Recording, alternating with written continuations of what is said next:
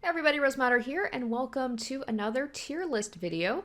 If you guys don't know, I recently did a tier list as part of my 20,000 subscriber special where I ranked all of the games that I have done regular Let's Plays on throughout my 7 years on YouTube. If you'd like to check it out, I have it linked in the description. I'll have it up on screen somewhere. And it did really well. I wasn't expecting you guys to like it as much as you did, so thank you so much for the positive reception, and it made me want to continue to do this. So, as you know, it says in the title, I'm going to be ranking the anime that I have done reacts on my channel. Granted, I only started doing this recently, so I don't have nearly as many to go through. It's going to be quite a bit of a shorter episode than my first tier list. So we're going to go ahead and do that, and then I think I'm going to do a final one after this where I rank the games that I have live streamed. Now, there's a lot of those, so that's going to be another very long one. This is going to be a little bit of a shorter video, so I hope you guys are looking forward to this. I've got them here. Let's just jump right into it in no particular order. Okay, so the first one we have here is Death Notes. I'm going to say right off the bat, I have liked almost all of the anime that I have watched, with the exception of one, two, I wouldn't really consider it an anime, but Death Note, I really enjoyed this one. I don't know why I didn't watch this. This kind of came out towards the tail end of when I was in high school, and I was still very much into anime at the time, and Death Note was super popular. Maybe it was just the cusp. Maybe it was just after I got out of high school and I kind of like dropped off of like watching anime. But yeah, still don't know how I missed this one because you couldn't get away from it back in like the late 2000s. So I really enjoyed it. I loved the just the twists and turns of like the battle between Light and L about who was going to win out, and it just kept increasingly getting crazier. I will say, though, it really dropped off in the second half. Once they introduced the cast of new characters, it wasn't nearly as engaging because it was like the battle between Light and L, like the mental battle between the two of them. That was the core part of what made it so intriguing and fun to watch, was just seeing them outsmart each other. It was just two very intelligent people battling each other out. And then in the second half, it kind of petered off. The ending was pretty epic, but yeah, because of that, as enjoyable as it was, if it had maintained the momentum that the first half had all the way through, this would easily be A or S tier.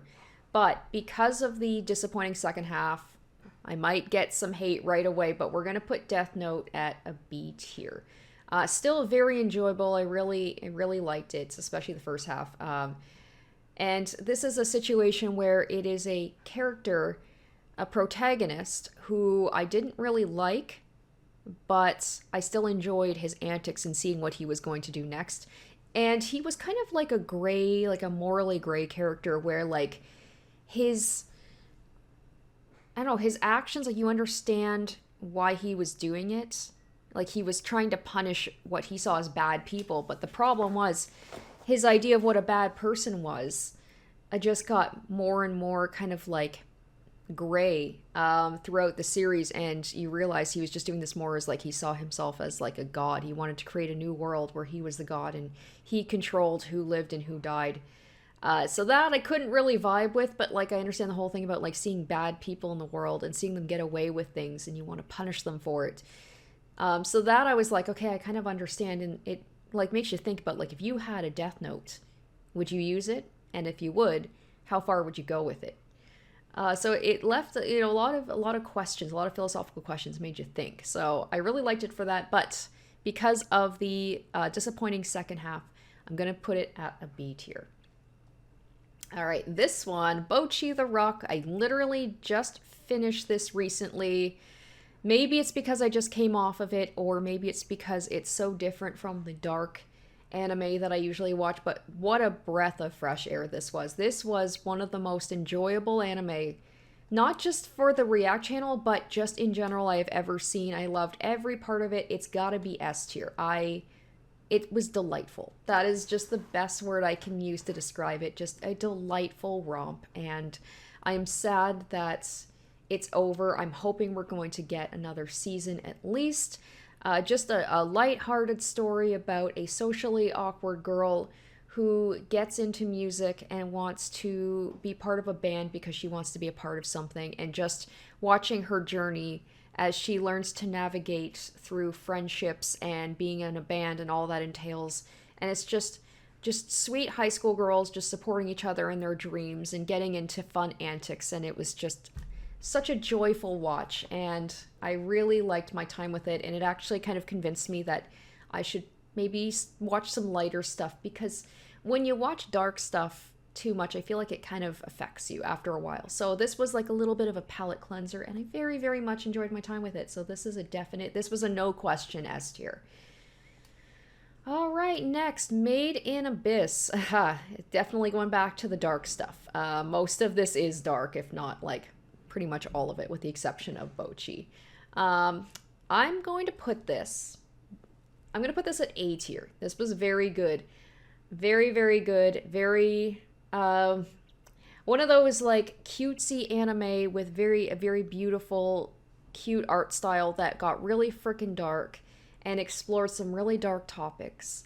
I was a little confused of it at times. There's a lot of lore in this story, and it did a good job for the most part about like explaining the lore, but there were some times where I was like a little confused about what was happening. So I probably missed some stuff there and missed context of things. That's what happens when you watch, you watch an episode a week, is like you tend to miss out on some things, I think, or maybe that's just me. But I love the overall story of just the characters and the relationships between the main characters, and the lore, the art style, like I said, is beautiful. The world building was just so fantastic, and I liked it all the way through, and it had a pretty epic ending, like some crazy battles, and the movie as well. I should have put the movie. I guess, yeah, I could consider that a movie too. Like, the movie was technically, I reacted to that as well, because I watched the movie of this. So I actually should probably add that in. I did like the show more than the movie. I think like the movie, while it was very good, I'll give my thoughts about that later. But I definitely preferred the show because I had more time to, I don't know, explore the world a little bit more, as is expected. Not quite S tier, but very good all the same. Okay, so I couldn't find just the logo for some reason, so I just threw this in there really quick. So this is the movie, Made in Abyss, Dawn of the Deep Soul, and I almost forgot about what happened in this until I saw the characters, and then it all came back to me about, like, Bone Druid and Prushka and Nanachi and Midi, and just like, oh my god, all these characters that I forgot. I just forgot how much I love the characters, like Rico and Reg, and like they introduced Prushka as a new character, and she was so sweet, and just all the stuff that happened to her, it was just so horrible.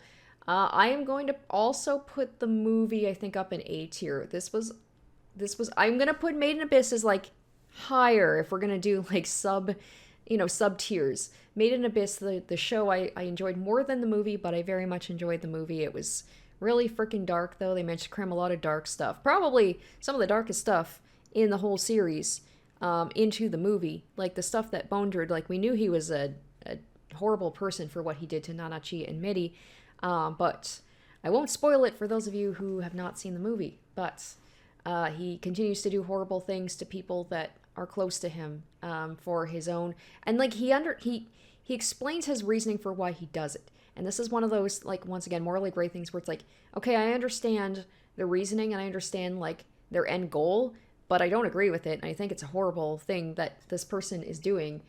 And yeah, it was just quite the trip, and a lot of sadness, just a lot of horrible stuff happening, but there was like these moments of light too, of just like Prushka meeting these characters, and she's been kind of like isolated her whole life, and then she meets new friends and she has happiness, and she thinks she does see herself as like happy with her adopted father, and then things just go off the rails. So it was a hard watch, but it was very, very good. All right, next up is Arcane, which not technically an anime, but I have done a react to it, so it's going on the list here. I don't want to keep putting everything in A tier, but Arcane was I really enjoyed it, especially as somebody who went into this not knowing really anything about League of Legends. I know of the game. I like KDA, who is the the K-pop bands that spawned from League of Legends. I like their music, but that was the extent of it. So I didn't know any of these characters, and this was my first time. I knew of Jinx. That was kind of about it for these characters. I knew of Jinx, but I didn't really know any of the other ones. But this was a great introduction to someone like me, a newbie to the series, and I'm sure if you are like a fan of the game and the lore, you're going to get even more out of it. But even as someone, a layperson like me, I still really enjoyed it. I loved the characters. They did a great job at taking these characters who, I'm sure they've got backstory in the game and a little bit about their history, but like expanding on that and humanizing them and making them into like fully fleshed characters. Like I knew Jinx was kind of like the crazy girl, but this delved into like how she became Jinx, went from being Powder to Jinx, and her relationship with her sister, and I just loved all of like the characters, almost all of them.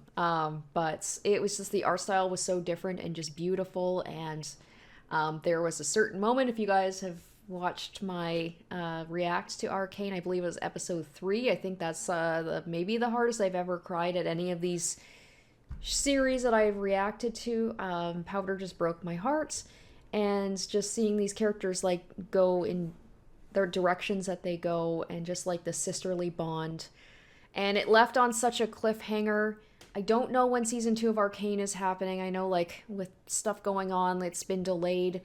But yeah, like it's definitely not over yet. I'm really excited when this does come back. I'm going to be doing a react series to season 2 of Arcane, but this is one of the shows where unfortunately like it ended on a cliffhanger, and like there's more. It's exciting because that there's more coming out, and I really want to see more of it. But like it just left you just like, oh, what happens after this? You have to wait. Whereas like most of the shows I've watched here, they did have some finality to it, so it felt like it wrapped up. So yeah, I really did enjoy Arcane.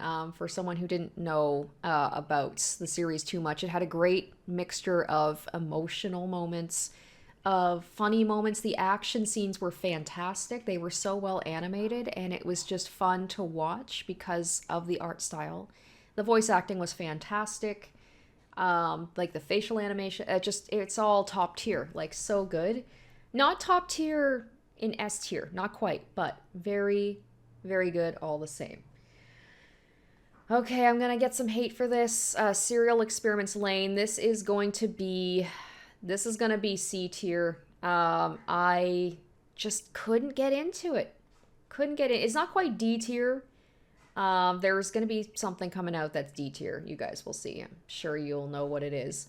But it was just I think it was just too esoteric for me.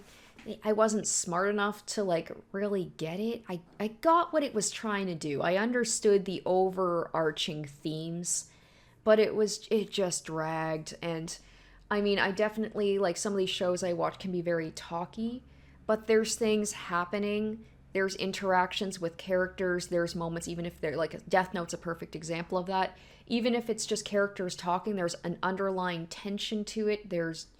I don't know, it's moving along. Most of the shows I watched, like, I would comment about, like, oh, the episode's done already, because, like, things were moving, and, like, I was invested. With this, I felt like I was spending so much time just trying to figure out what the fuck was happening, that I couldn't quite enjoy it. Like, it just felt like I was trying to decipher it, and it was a bit of a slog, I'm not gonna lie. There were some cool moments, and I understand that this is a very seminal, classic anime, especially when this came out in, like 1999? Like, this was ahead of its time, but maybe this is just me coming into it in 2023 and just, you know, like, I don't know, maybe it's been done before, like it has been done before, like later on, because I'm sure it's influenced a lot of stuff. This is probably one of, like, you know, the OGs in terms of talking about like the dangers of the internet and of information sharing and of getting yourself like absorbed into another world and becoming part of it. And it like it speaks well. It's very good about that, and like it definitely very similar to Perfect Blue, which is, I find, a better version of the whole things about like the dangers of the internet. That I really enjoyed Perfect Blue. Um, but that's because like I could understand it a little bit better. That one is still a very like, it's an out there movie, and there's a lot of symbolism going on and a lot of like you don't quite understand, like you don't know like what's real and what's not and stuff. But it was more engaging, while still talking about like the dangers of the internet and alter egos and things like that. That I preferred over Serial Experiments Lain. So if I have to choose like, and that came about, or came out around the same time. I think Perfect Blue came out in 97. This is like 99ish, so about the same time. But I prefer Perfect Blue for that kind of stuff. Serial Experiments Lain, it was too out there, I think, for me. Maybe I'm just a dum-dum, but I just didn't quite get it. So I don't know, maybe you guys will agree with me, maybe you'll disagree with me, but this one was, I feel like, probably it wasn't my most engaging react, and I apologize for that, but it just wasn't for me, I guess. Okay, Psycho-Pass. Now this is definitely more my kind of show. Uh, yeah, really like this one. I don't know if I'm gonna put it quite at A tier. I'm gonna put it, I think, at a very high B tier. I really liked it. The art style, that kind of dark, like, I don't know, like what would you call the style of Psycho-Pass? Kind of like cyberpunk-ish a little bit. Not quite going fully into cyberpunk, but a very like a futuristic, idealized world about people being told like what they have to do for their jobs, and like pre-predicting crime and having I forgot what the like the police force is, that basically they take out people before they've even committed a crime, or they see people as like potential risk for crime, and they will try and rehabilitate, why can't I say that word, rehabilitate them before they can commit the crime, or if they see them as too high of a, I think it's called a crime coefficient, they're psychopaths, like then if it's too high, then they get killed because, you know, they're seen as a danger. And it follows a man who, so this guy's Psycho-Pass, his crime coefficient always reads as 0. Even when he's able to do horrible things, he's able to murder people, just do all sorts of crimes. And because of the system that's in place, nobody can stop him. Even though they know that he's committing crimes, he, in the eyes of the system, he hasn't done any he hasn't done anything. So it touches on some really interesting themes. Leslie, it's like a psychological cyberpunk thriller, and I love all that stuff. And the characters are great, and the music's fantastic. I actually have some of the music on my Spotify playlist because it's just so great. And what were their names? Is it Akane, the main character? She's fantastic. She's like the kind of that spunky newbie police officer who still has kind of like her morals, and she's trying to do right even with a system that's fighting against her.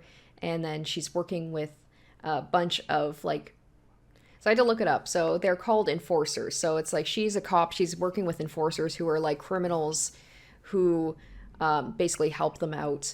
And there's this, the one guy, Kogami, I love him so much, not just because he's attractive, but like was like a previous detective who did some stuff that he maybe shouldn't have done, and then his crime coefficient went up, and now he's an enforcer, but he has his own morals, and he's just such a badass. And just the fight scenes, the chase scenes are great. There's like moments of tension, and I thought it ended pretty well. And I know that there's multiple seasons. I have had people tell me that it really drops off after season 1. They're like, season 1's great. After that, it kind of like goes down the shitter. people have gone back and forth whether season 2 is worth watching. Some people say yes, some people say no. I don't know. Maybe I will watch the second season at some point. I really did enjoy Psycho-Pass. I liked it so much that I actually bought the video game. I think it's called Mandatory Happiness, because I just liked the characters and the world, and I wanted to see more of it. But all that given, I'm gonna put it at a high, like it's a B plus. I don't think it's quite A, but it's pretty dang close. I just don't want to put all of them in A tier. Like, I don't want to be lame like that. All right, well, this is certainly something that is not going to be going into A tier. This is going to be my one and only D tier, and this is maybe a little bit of a cheat. But if we're including things I've done reacts to, it is based on the anime. This is the Netflix Death Note movie. And, I mean, I think that's all you need to say. It's a live-action, Americanized version of Death Note. So, it already has some strikes against it, and man, oh man, what a stinker. Just like they just completely, I don't know what they were thinking. I know that there's a Japanese live action Death Note, which I'm sure is way better, but I don't know why they keep doing this. Granted, I know apparently the One Piece Netflix is actually pretty dang good, so you can't just automatically assume that all Netflix anime adaptations are going to be terrible. Most of them tend to be, apparently. Death Note's the only one I've seen. I used to read One Piece when I had a Shonen Jump subscription, but it's so long. I can't get myself to like watch the show. My husband's rewatched it, despite the fact there's like 1,000 episodes. I don't know how he does it. But I've seen him watch the live action One Piece, and maybe I'll watch it. Maybe I can even do a react to it as someone who's going into One Piece like as a relative noob. But let's go back to this one, Death Note. Just absolutely terrible. I did a full react to it. I have a cut-up version on my channel. I have the full version on Patreon if you guys want to check it out, but my goodness, it was me just roasting it, because like what they did to the characters like Light and L, like they made them so stupid. The whole thing about them is that they're intelligent characters. They're supposed to be intelligent, and they're just dumb teenagers, and they just act so differently from their original characters, and you're just screaming at the screen like, what are you doing? Like this Light, he just turns into such a simp as soon as a cute girl shows any interest in him. It's like Light is supposed to be this master manipulator, and he's supposed to be manipulating Misa. And then you've got, I think her name's like Mika or something. It's supposed to be like another version. She's the one manipulating him, and I'm like, what the heck is this? It was just absolutely awful. I do not recommend watching it. Maybe for a laugh, but even then, I don't even think it's like terrible enough for it to be so bad it's good. It's just bad. But if you guys would like to see my reaction to it, it will be in a playlist if you want to check it out. It's just awful, absolutely awful. All right, I always grabbed the wrong one here. All right, we've got Madoka Magica. So this one, I think we're gonna put this one up on our S tier, second S tier. This was fantastic. This is kind of like the epitome of the cutesy anime that starts off really wholesome and then just devolves into horror. I love that they just took the spin on like the magical girl anime and just flipped it completely on its head. I am such a sucker for when a show or a story does like a genre swap, or just like goes off the rails when it starts off as one thing and it turns into something else. I love it. That's one of my favorite genres, is itself like a genre flip, or I don't know if there's a term for it, but you guys know what I mean, right? When it starts off as one thing and then it veers off into something else. This is one of like the best examples of that, I think. I can only imagine for people who went into the show when it first came out, like how did they advertise this? Did they make it seem like completely wholesome right off the start, or were there like warnings that this was going to become dark? Because it really is like super cutesy. It's about this, girl who becomes a magical girl, and she wants to save the world, and she learns about this world, and she gets training from other girls, and it's all fun and wholesome. Granted, some of the monsters they fight, like the art styles, the art is amazing in this. Like, it's that really cute kind of moe, like, like, what do we say, like shoujo look, like just that typical, like, oh, it's a cute magical girl anime. But then some of the animation when they go into darker stuff is like crazily well done. They have so many different art styles, and it's beautiful and horrible. But yeah, I think like episode 4 or 5, and then just there's a moment, you guys who watch this, you know what moment that is, and after that, it gets real. There's hints of it. There's hints of it. Of like QB, the cute kind of like mascot character, who seems like he's going to be the mascot character, who's kind of like teaching Madoka like how it works, like how being a magical girl works. But there's like hints that it's not all sunshine and rainbows, but then there's that moment where it's just like, boom, okay, now we see the horrible, like, the thing is, when you think about it, you know, like these magical girls who fight monsters, it's not always going to work out well. Usually it does, and there's like no gore or death. But then you see like the actual like reality of like, oh yeah, you know, magical girls, like, they're not infallible, they're not immortal, they can die, they're fighting for their lives. So bad stuff is going to happen. I just thought it was really cool that it explored that. And the characters are so well done. One character in particular, those of you who watch the show, you will know who it is. You get kind of like a read on her where she just seems like she's so cold and stuff, to Madoka especially, telling her like to stop this, get out of this, and then you see why. You see like their history together, and it all makes sense. And that was such a well done episode in particular. That was an amazing episode. Where you get to see like what she has gone through, because she's been such a mysterious character, and then you see it and it's just like a horrifying existence that she has. So it is a really cool twist on the magical girl anime, and I don't know if it's been done quite like this before. I don't know if this was the first one. I know there's been other ones since, but I feel like this one's just absolutely fantastic. So thank you guys so much for recommending this. And yeah, I mean, what else can I say? This is a classic for a reason. All right, well, since we are including movies, and I admit this is something I forgot to put when I first got the things for my tier list. So we have to add the movie that I watched, Rebellion. Now this one I didn't like quite as much. I'm going to put this at B tier. Just because like I don't know, I like Madoka Magica, the show, I remember so much of it, even though I watched it like a while ago. Whereas the movie, I watched it more recently, and I remember almost nothing about it. To be honest, it was just, I guess, not very memorable for me. I vaguely remember things about her, like,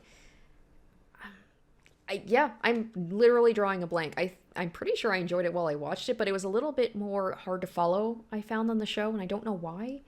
Like what exactly was happening. I think it was, I'm literally gonna have to look up the plot. Hold on just a sec.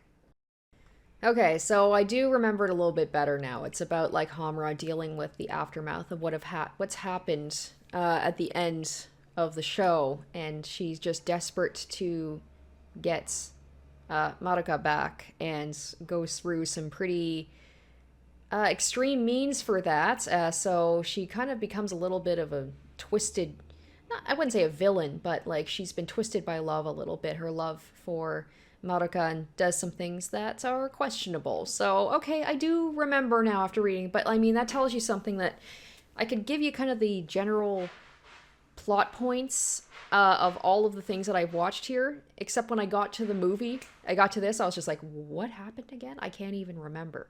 So I guess for me it was forgettable, so not quite C tier. Hold on just a second. Okay, sorry about that. So yeah, I was saying I obviously found it pretty forgettable. So it's not quite C tier because it was very well done. The art style I remember still being absolutely gorgeous, and the animation is great, and you know, the characters are still great, but I found the story to be quite forgettable. Okay, next up we have Fate Zero. Oh boy. I don't think we're quite S tier.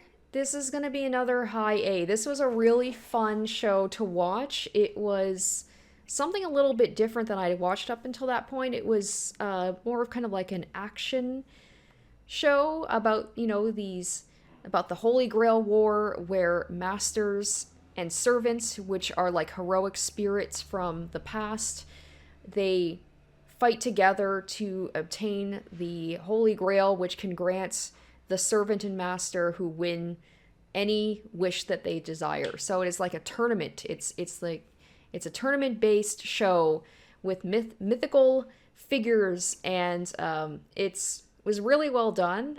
There was a little bit of everything. There was some great action. There was like emotional beats. There was some funny moments. Some of the characters were quite amusing. My favorite, of course, being Waver and Ryder. They were some of my favorites of the teams. They were just like great comic relief. And of course, you had some real dark stuff like Castor, who's just like completely effed up. And yeah, just there's some pretty messed up moments in here. So it was just cool to see like a bunch of different characters and like their different personalities and them interacting with their masters. And some of them got along well, some of them didn't, but all of them are like working together for a goal. And yeah, I really liked it. And I know this is a really big series. Like the Fate series is huge. There's so many different iterations of it. I'm actually currently reading Fate Stay Night, which I'm really enjoying. So I think in terms of like overall watching, I think Fate Zero was probably one of my favorite ones. It was just really enjoyable. And like I said, the fight scenes were really great. And I don't know what else more to say about it. I just really enjoyed it. And another series where there was like really great story building, world building. They introduced like a cool concept about this Holy Grail War, and I think they did a really good job of explaining it. And in a relatively short amount of time, because it was just one season.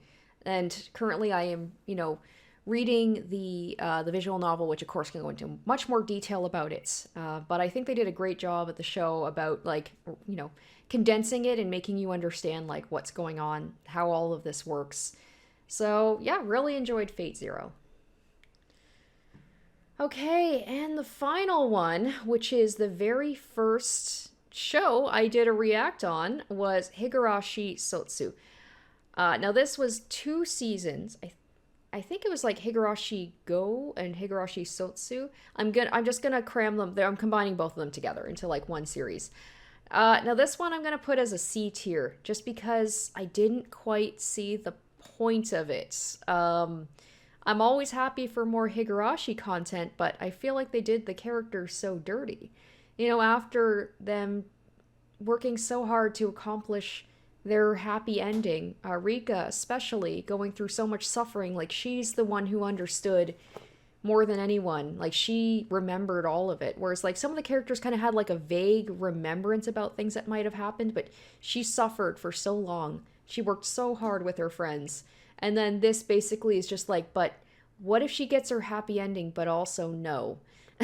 So it's just basically about like Rika gets her happy ending. She gets to leave Hinamizawa. She gets to go to St. Lucia. She's thriving there at like the private girls' school. Everybody loves her.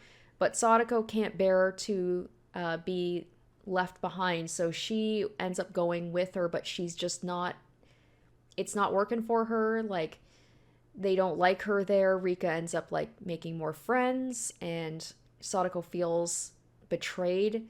So then she gets the ability to be able to go back in time, and she's trying to essentially keep Rika to herself.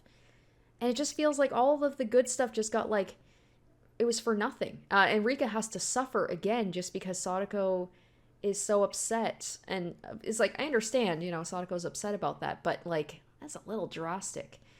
So then Rika once again has to suffer, and there were some pretty good what the fuck moments. There was one moment specifically, those of you who have seen my react know, like with one of my favorites, Akasaka, where it just absolutely betrayed me.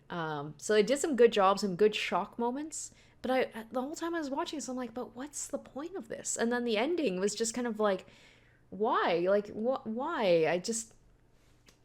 That was just the big thing. Like, why are we doing this? I didn't quite understand it. Like I said, great to see the characters again, but it felt like I just liked the characters a little bit less. after this, especially Sadako. Like, I just couldn't quite see her the same way. But yeah, just like after all that, you know, I had to side-eye her a little bit. I was just like, knowing what she's capable of. I know she's a bit of a scamp, and she can get on people's nerves, and she can be a little bit much, but I didn't think she was capable of such, like, evil against her best friend, who's supposed to be, like, you know, best friend slash probably, like, she's in love with Rika a little bit, and it was just like, why? I can't believe you're making her suffer this much just because you want to keep her in Hinamizawa.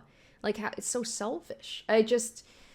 It left a bad taste in my mouth. So that is going to be my second C tier, and I'm hoping if they are going to be doing Higurashi again, I know they've done some reboots of it. Yeah, I hope they do better by the characters next time if they decide to do this again. Alright guys, so that is going to be my anime react tier list. Like I said, it's quite a bit shorter because I didn't have nearly as much content to go over, but I want to know what you guys thought of my rankings. Do you agree, disagree?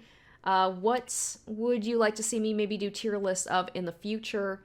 Or, of course, you can always recommend anime to me for me to watch in the future as well. Like I mentioned, my final one for this series, I will be doing my live stream games that I have played, and there's a lot of them. I think I wrote down, I have it in my handy-dandy notebook right here. Let me just see, because I wrote them all down to try and make sure I didn't miss any. 26. Apparently 26 games for me to go over. So that's going to be another long one. I hope you guys are looking forward to that. I should have that out sometime soon. So yeah, let me know what you thought of this video. I hope you enjoyed, and I hope to catch you for my next tier list and for my future videos. Until then, bye guys. Special shout out to my top tier patrons: Emily Hornsby, Zoran Ether, Revealing Storm, Asborn Kennedy, Icognito, and Harry Gazif.